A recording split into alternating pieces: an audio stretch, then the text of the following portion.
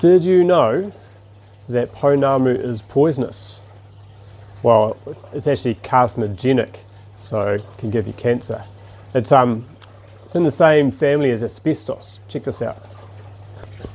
So it's made up of little fibres. That's what can make it really strong, is when the fibres all weave together and get felted. But this here is an example of fibres when they all come out straight. And this stuff here is actually really soft. But you can see the individual fibres here. And you don't want to breathe these in. I mean, it's not going to make you sick just by breathing a little bit or eating it or whatever. But over time, like asbestos, it can be really bad for you. Which is why we use water.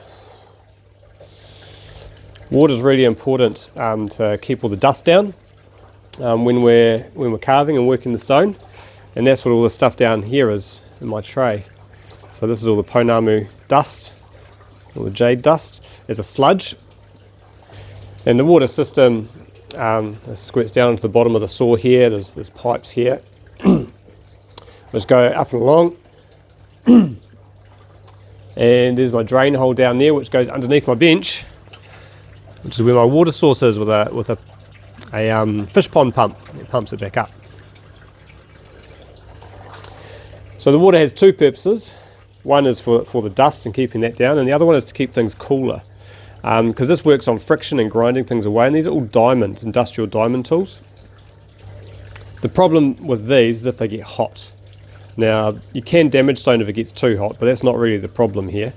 The problem is when the steel or the metal heats up and softens, and then the diamonds recede into the metal, so they're not exposed anymore to actually work the stone.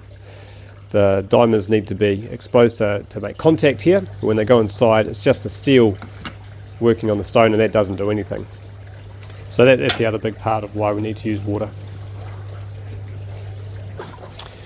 Cutting things in a straight line to get straight, even slices is important.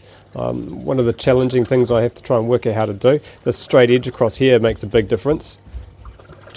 I do have to cut multiple slices at once to keep the straight edge, because if I chopped each one off every time, this would get smaller and smaller, and it would start moving and making it harder to keep straight. So all the dust that is created from these, from cutting this stuff, is a very good idea not to breathe it. And that's why most carvers will wear airway protection, masks, ventilation. Not all carvers do, but it's definitely the recommended thing to manage that risk.